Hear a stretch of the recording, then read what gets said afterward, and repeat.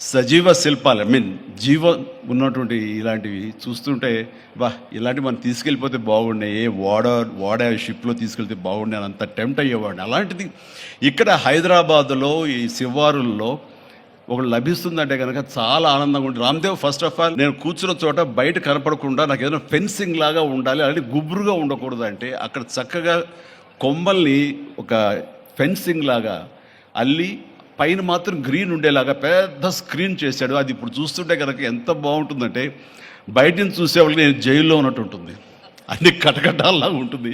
అది అద్భుతమైన కళాఖండంగా నేను ఫీల్ అవుతుంటాను. అట్లాగే చాలా అద్భుతమైన చెట్లు కొన్ని మా ఇంట్లోనే పెట్టుకున్నాను. ఇవి ఎప్పుడో 2002లో 2003లోనో మా ఇంట్లో పెట్టుకున్నాను. అప్పటి నుంచి నాకు అంత ప్యాషన్.